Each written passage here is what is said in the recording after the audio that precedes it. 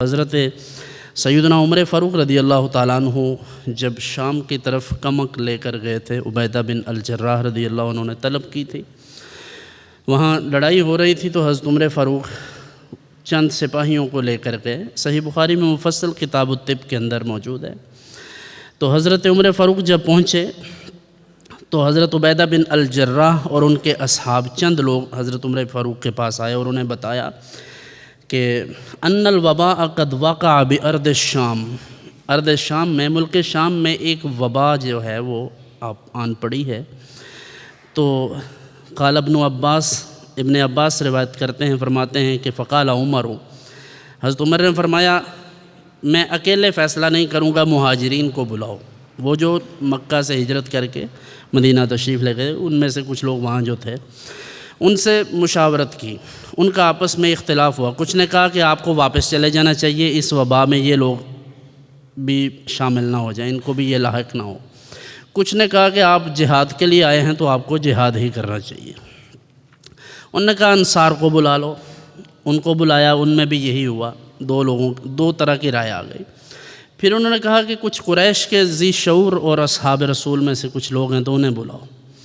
بلایا۔ قصہ مختصر یہ کہ حضرت عمر فاروق رضی اللہ تعالیٰ عنہ نے یہ فیصلہ کیا کہ ہم واپس جائیں گے۔ جہاد پر گئے ہوئے تھے لیکن وبا چونکہ اس ایریے میں تھی، اور اس سلسلہ میں کتاب الطب کی ایک اور حدیث ان کے سامنے ان کے پیش نظر تھی، جسے عبدالرحمن ابن عوف نے بھی نقل کیا ہے کہ حضور انور صلی اللہ علیہ وسلم نے فرمایا جب تمہیں پتہ چل جائے کہ جس زمین میں تم ہو وہاں طاعون ہے، یعنی کوئی وبائی مرض ہے۔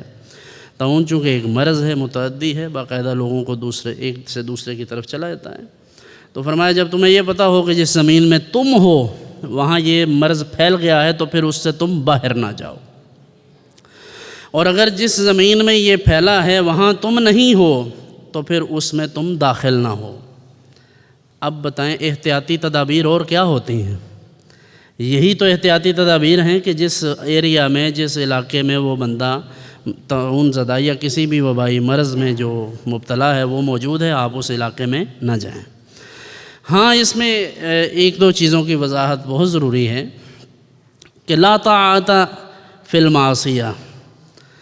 لا طاعت کا مطلب کہ کسی بھی معاملے میں جہاں اللہ کا حکم ایک طرف ہو اور امیر یا اسٹیٹ کا جو وہ ہے کہنے والی ہے، جو والی مملکت ہے، ریاست کا سربراہ، صدر ہے، وزیر اعظم ہے، وہ ایک طرف ہو، یعنی اللہ کا حکم ہے کہ نماز پڑھو، وَارْكَعُوا مَعَ الرَّاكِعِينَ، تم رکوع کرنے والوں کے ساتھ رکوع کرو، تو اس کا مطلب ہے کہ نماز با جماعت ادا کرو۔ اب اگر گورنمنٹ یہ کہے کہ نماز با جماعت چھوڑ دو تو یہ حماقت ہے، یہ اچھی بات نہیں ہے۔ ہاں، اجتماعات کو مختصر کیا جا سکتا ہے، اسی لیے ہم بھی اسی پر اکتفا کر رہے ہیں۔ 1 منٹ میں بات ختم کر رہا ہوں، وقت ختم ہو گیا ہے، کہ ہمیں چاہیے کہ جمعہ کے اجتماع میں بھی اور عام نمازوں کے اجتماع میں بھی جو دوست تشریف لاتے ہیں، مساجد میں جاتے ہیں، وہ سنتیں اور نوافل گھر پر ادا کریں، اس لیے کہ حدیث میں بھی موجود ہے، حضور علیہ السلام نے فرمایا کہ تم اپنے گھروں کو قبرستان نہ بناؤ، یعنی اس میں نماز پڑھا کرو۔ تو اب بھی آپ جب فرض پڑھ چکیں تو اس کے بعد گھروں کو تشریف لے جائیں، تاکہ یہ اس مسئلے میں حکومت کی ہم معاونت بھی کریں اور سنت پر بھی عمل ہو جائے۔ اور میں نے جیسے پہلے بھی عرض کیا کہ ایک دوسرے سے مصافحہ نہ کریں، السلام علیکم ورحمۃ اللہ وبرکاتہ کہہ کر اسی پر اکتفا کریں،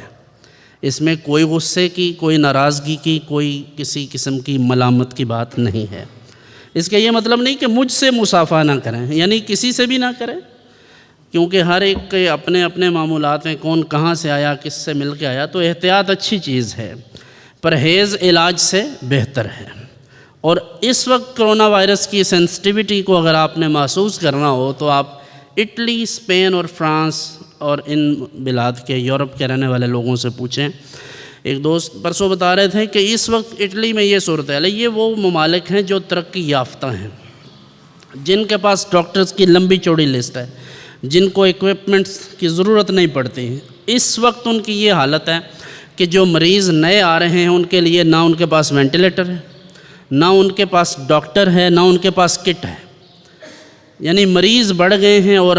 ان کے پاس حل کوئی بھی نہیں ہے۔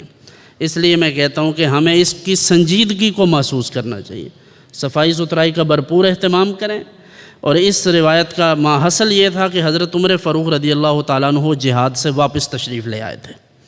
اسی غرض سے کہ ہم وبائی مرض میں مبتلا نہیں ہونا چاہتے، ہم احتیاط کریں گے کہ رسول اللہ صلی اللہ علیہ وسلم نے بھی یہی ارشاد فرمایا۔ اب اس میں اگر کسی کو یہ لگتا ہے کہ بھئی نہیں اثر انداز ہوتی تو اسے اٹھا کر اٹلی یا ایران میں بھیج دیں، تاکہ وہ وہاں جا کر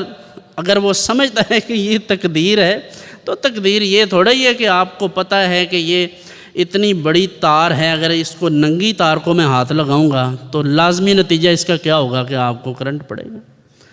تو اگر تقدیر یہ ہے کہ اس طرح تار ننگی دیکھ کر بھی آپ نے ہاتھ لگانا ہے تو یہ تو بے وقوفی ہے۔ اس لیے اس کی حساسیت سمجھیے۔ صفائی نصف ایمان ہے، کلی کر کے رکھیں، ہاتھ دھو کر رہیں، کھانے سے پہلے بھی اور بعد میں بھی ہاتھ دھوئیں،